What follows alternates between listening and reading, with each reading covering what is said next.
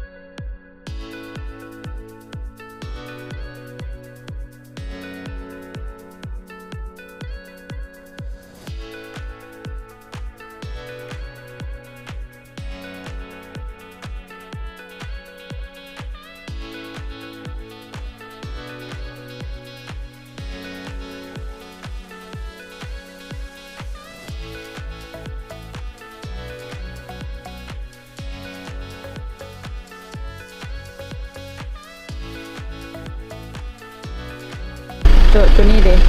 ตัวนี้เป็นบ้าง30ไร่25เป็น4บางแสน4บางแสนอยากได้ตัวน้อยนะจะมีเท่านี้ว่ะแม่นก็อ่อนอยู่ได้มั้ยโอเคเท่าไหร่ก็7บางแสน7บางแสน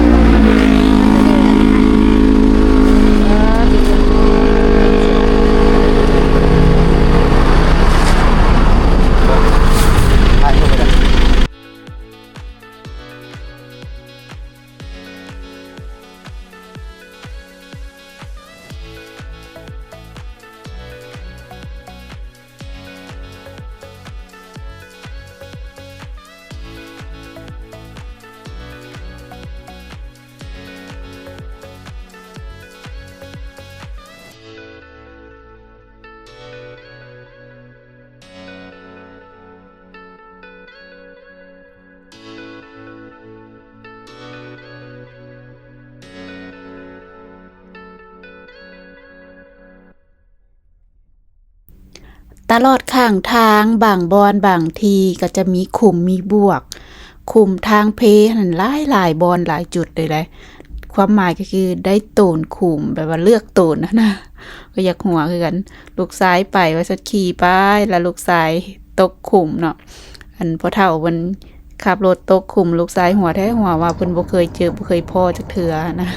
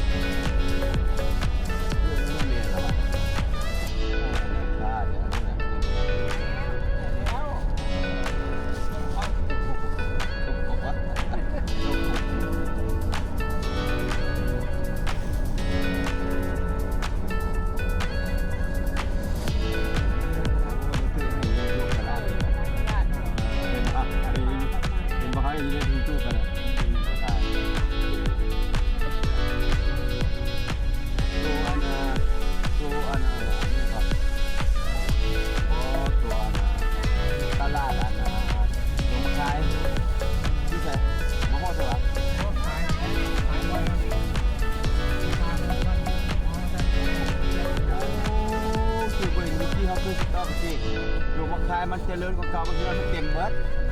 แล้วก็เลยบ่เห็นบ่ได้สังเกตเบิ่ง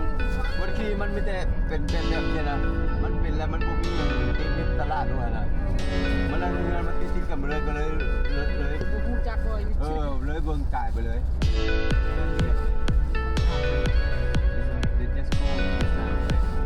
Go and get the law, get call. And they have rice in there.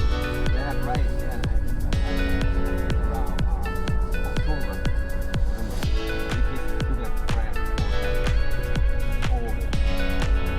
rice now.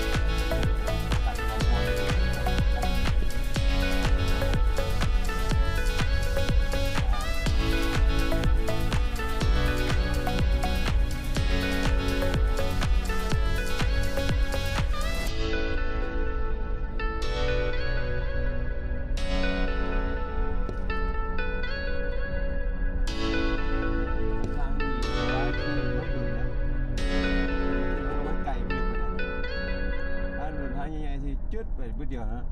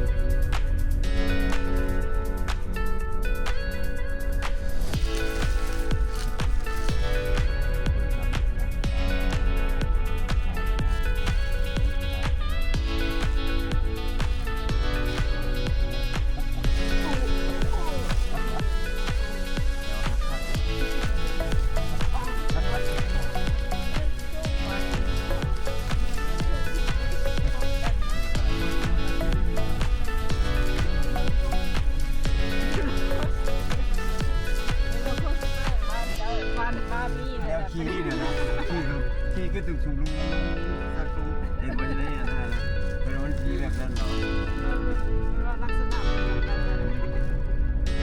ขี่ขึ้นไปก็ไปสู่แนวบดสวนลิ้นนั่นนะก็ลงมาเป็นบุคีได้เปิด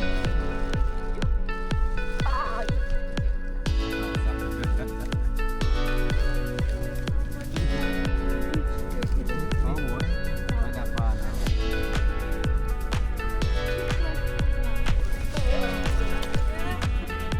เพราะว่าพวกแม่มีเองก่อน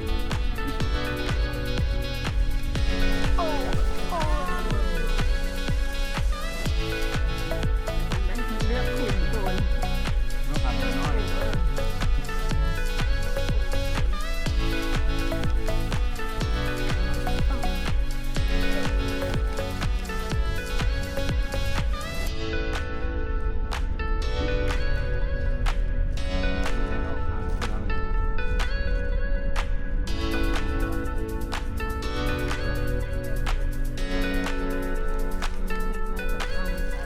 บอกว่าไก่ก็แต่ว่ามันทางอยู่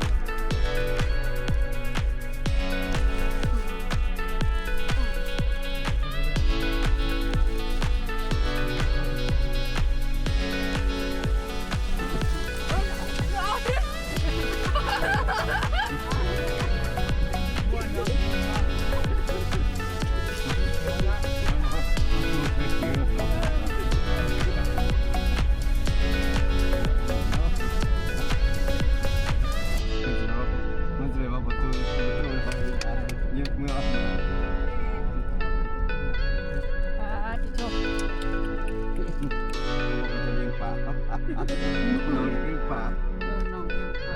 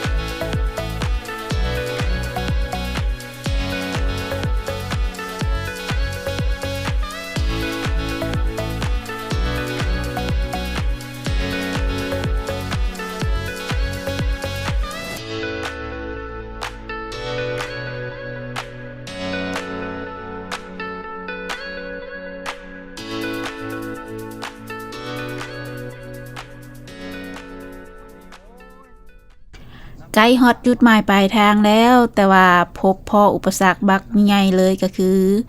ทางขนาดเป็นคุมเป็นบวกหลายต่อจากจะฮอดบ่อนนั่นคาสิโนแดนสวรรค์เนาะก็คือเป็นคุมเป็นบวกคุมกับคุมใหญ่แฮงขนาดเอารถกระบะมาเกือบบ่รอด เจ็บหลังเจ็บแอวไปเบิด ถ้าเอารถเก่งมานี่หัวขาแน่นอน จะได้จบคลิปไว้เพียงเท่านี้เนาะบ่สามารถถ่ายต่อได้ เพราะว่ามันโตนคุมแล้วเฮ็ดให้เหน่งไปเหน่งมาหั่นน่ะกองก็สั่นไปสั่นมาแล้วจะวินหัว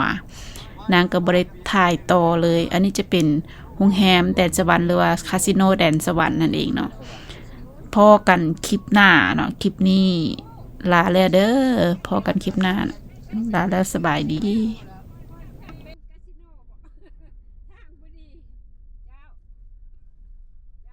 ถ้าแบ่งคาสิโนละขอยาแก้เจ็บหลังเจ็บแอวแล้วเด้อเจ็บแอวหลาย พอเอาไปพูดเลยวะเจ้าไม่ชอดแล้ว